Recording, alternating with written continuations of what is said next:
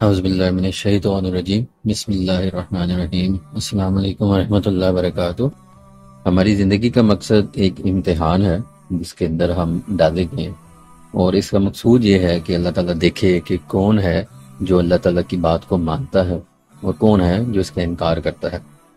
اس کے باوجود کہ اللہ تعالیٰ نے انسان کو اختیار دیا ہے، اور اختیار کو یوز کرتے ہوئے اللہ تعالیٰ نے اس کو احکام بتائے ہیں اور اس امتحان میں ڈالا ہے تاکہ دیکھے کہ کون ہے جو اللہ تعالیٰ کے پاس آتا ہے اس کی مانتے ہوئے، اور کون ہے جو اس کے انکار کرتے ہوئے آتا ہے۔ اسی بات کو بڑے مدلل طریقے سے اللہ تعالیٰ نے سورت الشمس 91 سورت ہے، مکی سورت ہے، اس کے اندر اللہ تعالیٰ نے بیان فرمایا، لیکن بیان کرنے کا انداز بہت ہی نرالا ہے۔ اب دنیا میں کوئی بھی جو اچھا ٹیچر ہوتا ہے اس کے سمجھانے کا طریقہ ہمیں اس لیے پسند آتا ہے کہ وہ طرح طرح کی مثالیں دیتا ہے، ادھر ادھر غور کرنے کی ہمیں ترغیب دیتا ہے، ایکسرسائز کے اندر ہمیں ڈالتا ہے، اور ہمیں کہتا ہے کہ اب اس کے بتانے کا طریقہ یہ ہوتا ہے کہ جی اب بات کو سمجھو۔ تو اس صورت کے اندر بھی اللہ تعالیٰ نے نہایت اعلیٰ طریقہ ہمیں ٹیچنگ کا اور سوچنے کا، تدبر کرنے کا اللہ تعالیٰ نے ہمیں بتایا ہے۔ تو اگر ہم اس کو پڑھیں تو اس کی صورتیں، اس صورت میں جو آیات ہیں وہ چھوٹی چھوٹی ہیں، اور اس کے اندر ایک نظم بھی ہے۔ جیسے ہم اشعار پڑھتے ہیں تو اس کے اندر ہمیں ایک وزن معلوم ہوتا ہے، اسی لیے تو کفار کہتے تھے کہ نعوذ باللہ یہ ایک شاعری ہے، لیکن اللہ تعالیٰ نے بتایا کہ یہ شاعری نہیں ہے، یہ تو ایک اعلیٰ کلام ہے، وہ اللہ تعالیٰ کی کتاب سے آ رہا ہے آپ لوگوں کے پاس۔ تو اب اس کے اندر جو فصاحت و بلاغت ہے وہ ہم ساتھ ساتھ دیکھیں گے، میں ساتھ میں ابھی بھی پڑھتا ہوں۔ والشمس وضحاها، سورج اور اس کی روشنی کی قسم، والقمر اذا تلاها، اور چاند کی جب وہ اس کے پیچھے ہے، والنہار اذا جلاها، اور دن کی جب وہ سورج کو چمکائے، واللیل اذا یغشاها، اور رات کی جب وہ سورج کو چھپا دے۔ اب دیکھیں اس کے اندر اگر آپ دیکھیں گے تو آپ کو ایک وزن بھی فیل ہو رہا ہے، لیکن یہ ایک بہت ہی سائنٹیفک آیات بھی ہیں۔ آپ اس میں غور کریں تو جتنے بھی اسٹرونومی ہے، جیولوجی ہے، اس کے اندر یہ بڑی ساری چیزوں پہ غور و فکر ہوتا ہے، اس کی باتیں بھی ہمیں بتاتے ہیں۔ تو سورج اور اس کی روشنی کی قسم، اب سورج ایک سب کو نظر آنے والی ایک چیز ہے، ایک ایسی نشانی کی بات کی جا رہی ہے کہ جو کہ دنیا کے ہر کونے سے دیکھی جا رہی ہے۔ ایسا نہیں ہو سکتا کہ کسی ایک ایسی چھوٹی سی چیز کی بات کی جا رہی ہو کہ ایشیا میں رہنے والے لوگ تو اس کو دیکھ لیں، جیسے جی کیٹو کی بات ہو رہی ہے، بہت بڑا کیٹو ہے جی، لیکن وہ ایشیا کے اندر پایا جاتا ہے۔ ماؤنٹ ایوریسٹ بہت بڑی ہے، ٹھیک ہے،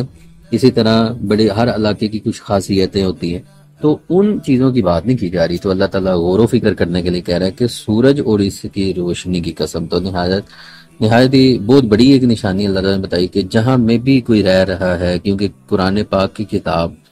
ہر دنیا میں ہر کونے میں رہنے والے بندے کے لیے ہے، تو سورج اور اس کی روشنی کی قسم کھائی ہے۔ اب روشنی ہم دیکھیں، لائٹ ہماری زندگی کا دار و مدار سورج پہ ہے، جو ادھر سے روشنی آتی ہے اس سے فوٹوسینتھیسس کا عمل ہوتا ہے، فصلیں پکتی ہیں، پودے پکتے ہیں، اور یہاں تک کہ انسانی جسم کو بھی اس کی ضرورت ہوتی ہے۔ Rich source of vitamin D ہوتا ہے۔ بڑے سارے ایسے علاقے ہیں جس کے اندر سورج کی روشنی نہیں آتی، یا وہ لوگ گھروں میں محصور رہتے ہیں تو وہ وائٹامن ڈی کا شکار ہو جاتے ہیں، اس سے طرح طرح کی بیماریاں جنم لیتی ہیں، ہڈیاں کمزور ہونی شروع ہو جاتی ہیں، کیلشیم باڈی کے اندر ابزارب ہونا بند ہو جاتا ہے۔ تو یہ بیسک چیزیں ہیں، آپ اس کو دیکھیں گے تو آپ کو پتہ چلے گا کہ سورج اور اس کی روشنی ہماری زندگی میں کتنی ہی اہم ہے۔ اور یہ جو مکہ والے لوگ تھے ان کا یہ اسلوب تھا کہ وہ طرح طرح کی چیزوں کا نام لے کے اس کی قسم کھاتے رہتے تھے، تو اللہ تعالیٰ نے ان طرح کی چیزوں کی قسم کھا کے ان کی توجہ اپنی طرف مقصون کی ہے۔ اب اس سے آگے ہے کہ چاند کی، اور اس کے جب وہ اس کے پیچھے ہے، تو آپ دیکھیں کہ چاند بھی ایک ایسی نشانی ہے جو کہ دنیا میں کہیں پہ بھی رہتے ہوئے رات کو وقت آپ آسمان کے اوپر منہ اٹھائیں گے تو آپ چاند کو آسانی سے پا لیں گے، اور وہ اس کے پیچھے ہے۔ اب یہ بھی سائنٹیفک فینومنا ہے، ہمیں پتہ چل رہا ہے کہ سورج جب جاتا ہے تو چاند ہمیں نظر آتا ہے، وہ اس کے پیچھے پیچھے اس کو فالو کر رہا ہوتا ہے۔ اب چاند کا بھی ایک پورا ٹرنیور ہوتا ہے، جس طرح اس کی شکلیں ہمیں وہ کبھی کم ہوتا ہے، کبھی گھٹتا ہے، کبھی زیادہ ہوتا ہے، تو وہ ساری کی ساری چیزوں کا جو دار و مدار ہے وہ اس کے اینگل پہ ڈیپینڈ کرتا ہے کہ جس طرح سے وہ سورج کے ساتھ الائنمنٹ بنا کے چل رہا ہوتا ہے۔ تو جس اینگل سے وہ جو بھی اس کی اورینٹیشن ہوگی سورج کے مطابق، اس لحاظ سے ہمیں چاند کی جو قدریں ہیں، جو منزلیں ہیں، وہ ہمیں نظر آنی شروع ہو جاتی ہے۔ تو نہایت ہی سائنٹیفک فینومنا اس کے اندر بھی اللہ تعالیٰ نے ایک نشانی کے طور پہ ہمیں بتایا۔ وَالنَّهَارِ إِذَا جَلَّاهَا، اور دن کی جب وہ سورج کو چمکائے۔ اب دن اور سورج یہ ساتھ جڑی ہوئی چیزیں ہیں۔ اب سورج آتا ہے اور وہ دن کو چمکا دیتا ہے۔ اب دن بھی اللہ تعالیٰ کی ایک بہت بڑی نشانی ہے۔ اللہ تعالیٰ نے کہا کہ میں نے دن کو روشن بنایا تاکہ تم اس میں نشانیاں دیکھو، رات کو میں نے تاریک بنایا تاکہ تم اس کے اندر آرام کرو۔ اس سے آگے دیکھیں آیت نمبر 4 کے اندر وَاللَّيْلِ إِذَا يَغْشَاهَا، اور رات کی جب وہ سورج کو چھپا دے۔ تو رات بھی اللہ تعالیٰ کی ایک عظیم نشانی ہے کہ رات کے اندر چیزیں چھپ جاتی ہیں، بڑی ساری چیزیں کو وہ ڈھانپ لیتی ہے، آرام کا، راحت کا، سکون کا ایک باعث اللہ تعالیٰ نے بنایا۔ آپ دیکھیں کہ بڑے سارے لوگوں کو جو رات کو جاگتے ہیں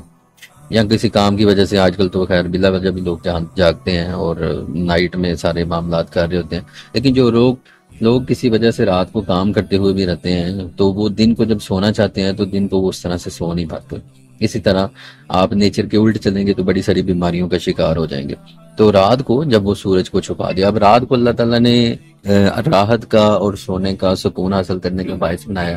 تو وہ کیا کرتی ہے، وہ سورج کو چھپا دیتی ہے، اور یہ بھی اللہ تعالیٰ کی ایک عظیم نشانی کی بات ہو رہی ہے۔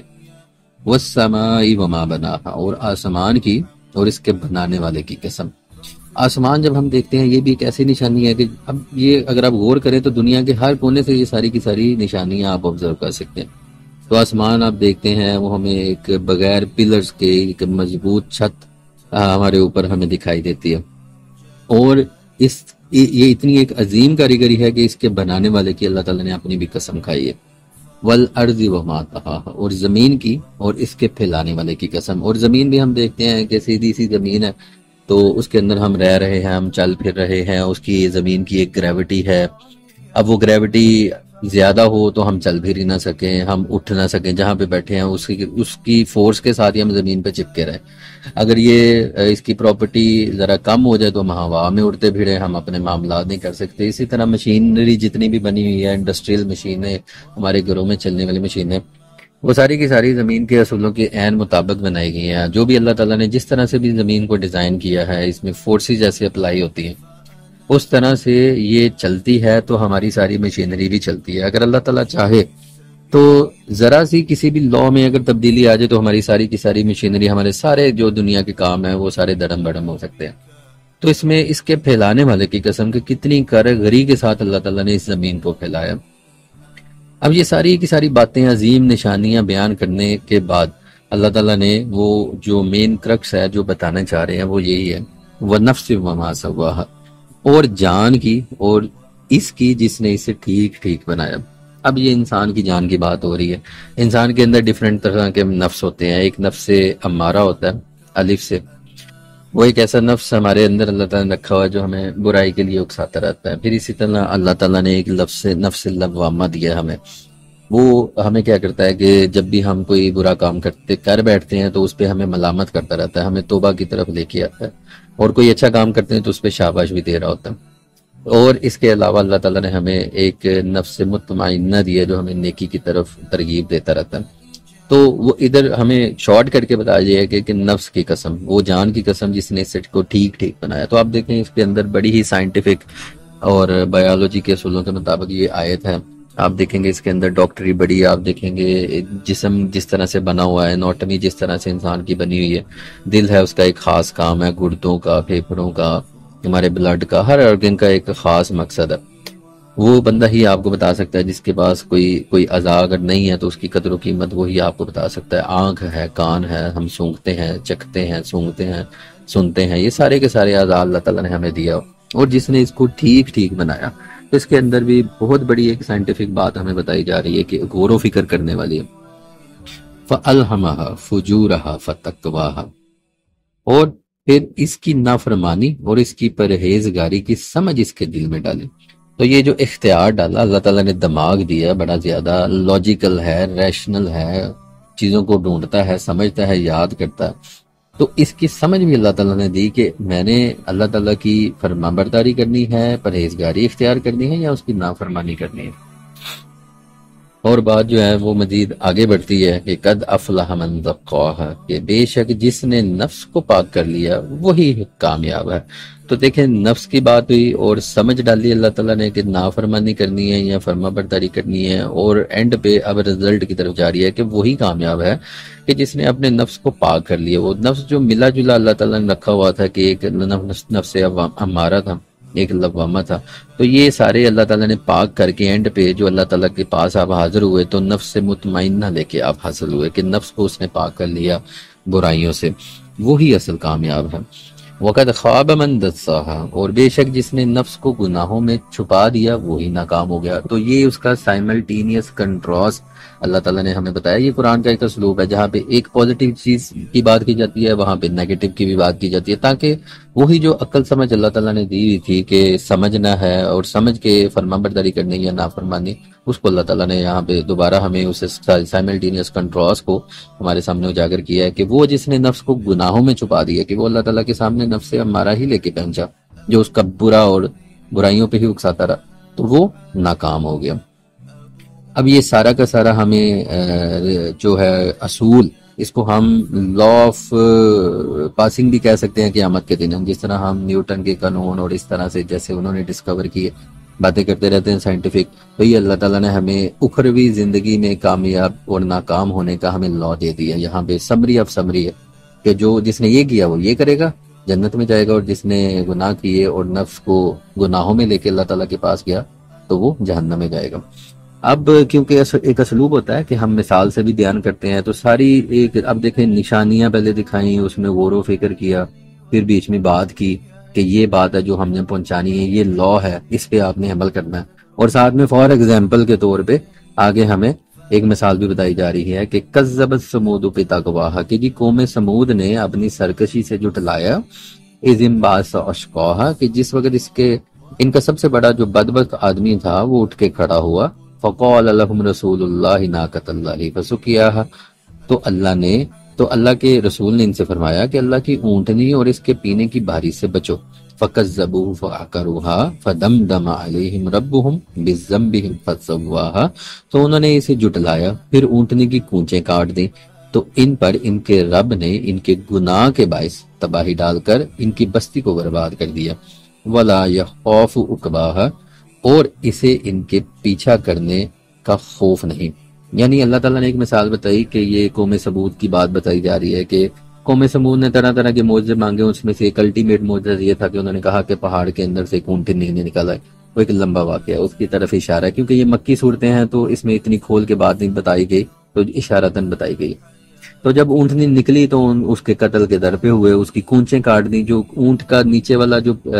ٹانگ کے دو حصے ہوتے ہیں، تو جو نیچے والا حصہ ہوتا ہے اس کو کونچیں کہتے ہیں، تو انہوں نے کاٹ دی، وہاں پہ رگیں ہوتی ہیں اور بلڈ فلو کافی زیادہ ہوتا ہے، تو ادھر سے بلڈ وغیرہ نکلا ہوگا تو وہ اونٹنی مر گئی۔ تو اللہ تعالیٰ نے، کیونکہ وہ ایک اللہ تعالیٰ کی نشانی تھی، تو اس کے باعث اللہ تعالیٰ نے ان پہ عذاب نازل کیا اور ان کی بستی کو برباد کر دیا، اور اللہ تعالیٰ کہہ رہا ہے کہ مجھے ان کا آپ کو پیچھا کرنے کا خوف نہیں ہے، وہ تو رب العالمین ہے، وہ تو جبار ہے، قہار ہے، اس کو کسی کو کوئی ڈر تھوڑی ہے۔ تو یہ تو اللہ تعالیٰ کی شان ہے کہ یہ ہمارا اللہ وہ ہے جو کہ قادر مطلق ہے، اس کو کسی کی کوئی پرواہ نہیں ہے، جو چاہے کرتا ہے اور عین حکمت کے تقاضوں کے مطابق کرتا ہے۔ تو یہ دیکھیں فار ایگزامپل ہمیں بتایا کہ یہ وہ لوگ ہیں جو کہ جنہوں نے اپنے نفس کو گناہوں میں چھپا کے اللہ تعالیٰ کے پاس کیے اور ان نفس کی مانی جو ان کو برائی پہ اکسا رہا، تو اپنے نفس کو ہم نے پاک کرنا ہے۔ تو اس پوری کی پوری صورت کے اندر جو مین کرکس ہے وہ یہی ہے کہ اللہ تعالیٰ نے ہمیں جو نفس دیا ہے ہم نے اس کو پاک کر کے اللہ تعالیٰ کی ذات کے پاس لے کے جانا ہے، نہ کہ اس کو گناہوں میں ڈکا چھپا لے کے جانا۔ تو یہ اس کا مین کرکس ہے۔ اس کے لیے اللہ تعالیٰ نے پہلے بنیادی طور پہ کچھ نشانیاں بتائیں اور اینڈ پہ ہمیں ایک مثال کے طور پہ بھی سمجھایا۔ تو اللہ تعالیٰ سے دعا ہے کہ اللہ تعالیٰ ہمیں نفس مطمئنہ آخرت میں عطا فرمائے اور ایک پاک اور صاف دل لے کے ہم اللہ تعالیٰ کے پاس جائیں، نہ کہ گناہوں میں ڈوبا ہوا لے کے جائیں، اور اپنے نفس کو برائیوں سے بچا کے اللہ تعالیٰ کی بارگاہ میں حاضر ہوں۔ اسی چیز کو ہم نے ایک اور ویڈیو کے اندر بتایا تھا کہ پل صراط پہ جو لوگ جائیں گے ان کے پاس جو نفس ہوگا، وہ روح ہوگی، وہ اپنے نور سے جل اٹھے گی اور روشنی دکھائے گی پل صراط سے گزرنے کے لیے۔ تو یہ وہی نفس ہے جس کو ڈیفرنٹ اینگل سے ہمیں بتایا جا رہا ہے۔ کہ وہی پاک نفس، وہی آپ اللہ تعالیٰ کی بارگاہ میں جائیں جو آخرت میں آپ کے لیے نور بنے اور راحت اور سکون کا باعث بنے. اور اسی نفس کو پھر کہا گیا کہ یا ایھا النفس المطمئنہ ارجعی الی ربک راضیۃ مرضیہ فادخلی فی عبادی وادخلی جنتی، کہ اسی نفس سے مطمئنہ کو کہا گیا کہ اب تم سے اللہ تعالیٰ راضی ہو گیا تو اب تم سکون کی جگہ میں جنت میں جو ہے نا وہ داخل ہو جاؤ. تو اللہ تعالیٰ سے دعا ہے کہ ہمیں پاک نفس عطا فرمائے اور ایسے کام کرنے کی توفیق عطا فرمائے کہ ہم اللہ تعالیٰ کے سامنے پاک اور صاف نفس کو لے کے جائیں اور ہمیں برائیوں سے بچنے کی اور نفس کو سے بچانے کی ہمیں توفیق عطا فرمائے. قرآن پاک کو سمجھنے کی، اس پہ عمل کرنے کی توفیق عطا فرمائے. السلام علیکم ورحمۃ اللہ وبرکاتہ.